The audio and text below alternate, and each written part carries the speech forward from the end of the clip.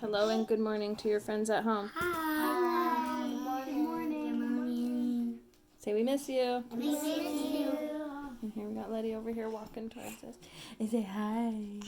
Say hi. All right, friends, we're back with some story time today. So if we have time, we're going to do 2 books. Let me get her out of the way. Sorry, I know that's weird. Yeah. Nope. You're going to come sit with me. All right, the first one is Thelma the Unicorn. Oh, by Erin Bailey. And this is one of my favorite books. Mine too. Yours too? Mine too. Mine too. All right. Now remember, I got to hold it so that friends at home can see and you guys can see, okay? Okay. So, Tay, can you see fine? Yeah. Or do you want to sit back behind Jace? I can see. Okay. All right, are we ready? Thelma felt a little sad. In fact, she felt forlorn. You see, she wished with all her heart to be a unicorn. Her best friend's name was Otis. He liked her quite a lot. He said, "You're perfect as you are." But Thelma said, "I'm not." And that was when she saw it, a carrot on the ground. It gave her such a great idea. She squealed and jumped around. She took that simple carrot and she tied it to her nose. I'll say that I'm a unicorn. It might just work. Who knows? Well, as she did, a truck drove by. The driver rubbed his eyes. "Good grief, is that a unicorn?" he shrieked with great surprise. As Thelma watched the swerving truck, it very nearly hit her. Would you believe that truck was filled with nice pink paint and glitter? Where's the worst glitter? In here. Mom, we can't even see you in the video. Oh, Thelma looked amazing. She was a unicorn. "I'm special now," she cried out loud, and so a star was born. All across the whole wide world, her fans would call her name. Thelma loved it every bit. The fame, the fame, the fame. I like this one. Thelma was a superstar. Her dreams had all come true. But soon she found that so much fame was kind of tricky, too. You see it? You see, her fans were mad for her. They'd scream and cry and laugh. They'd chase her everywhere she went to get her autograph. In fact, they'd chase her all day long. It never, ever stopped. They chased her while she exercised. They chased her while she shopped. "Please don't chase me anymore," she asked the screaming crowd.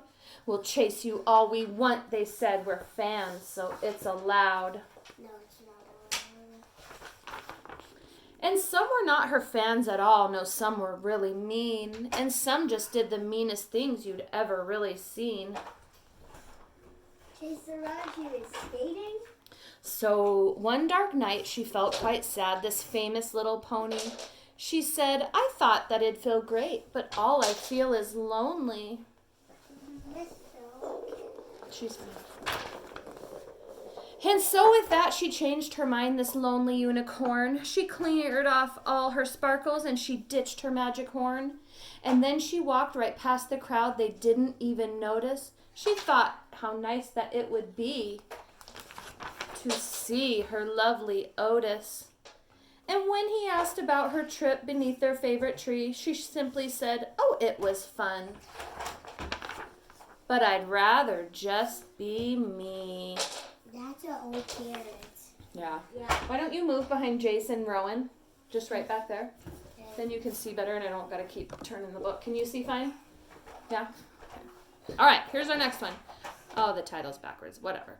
Giraffes Can't Dance by Giles Andre. I'm not sure. Butchered that name, huh, guys? Gerald was a tall giraffe whose neck was long and slim. His knees were awfully crooked, and his legs were rather thin. You can go by Tayson if you want. He was very good at standing still and munching shoots off trees, but when he tried to run around, he buckled at the knees.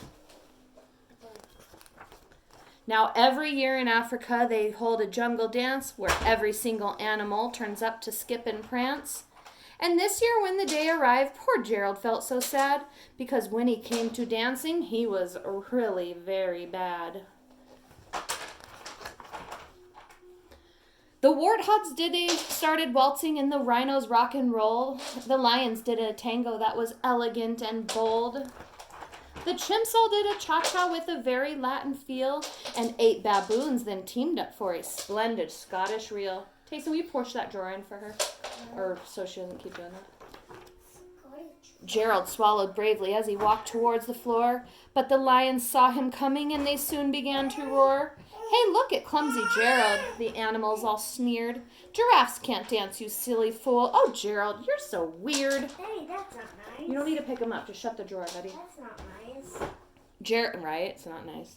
Gerald simply froze up. He was rooted to the spot. They're right, he thought. I'm useless. Oh, I feel like such a clot. So he crept off from the dance floor and he started walking home. He'd never felt so sad before, so sad and all alone. Then he found a little clearing and he looked up at the sky. The moon can be so beautiful, he whispered with a sigh. Excuse me, coughed a cricket who'd seen Gerald earlier on, but sometimes when you're different, you just need a different song.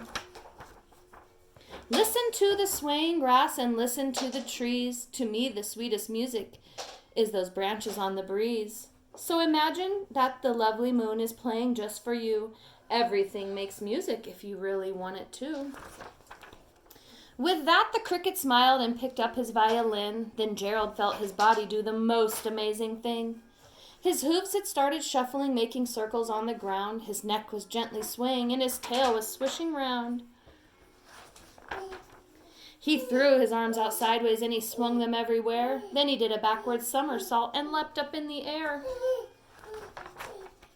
Gerald felt so wonderful, his mouth was open wide. I'm dancing, yes, I'm dancing, I am dancing, Gerald cried. Then one by one each animal who'd been there at the dance arrived while Gerald boogied on and watched him quite entranced. They shouted, it's a miracle, we must be in a dream. Gerald's the best dancer that we have ever seen. How did you learn to dance like that? Please, Gerald, tell us how. But Gerald simply twirled around and finished with a bow. Bow, bow. And then he raised his head and looked up at the moon and stars above. We all can dance, he said, when we find music that we love. The end. The end. Always. So as a group, we're going to say goodbye, Goodbye. friends. We miss you. Blow kisses, say goodbye. We're having jammy day, so don't mind our jammies. It's been awesome. We miss everybody. See you soon.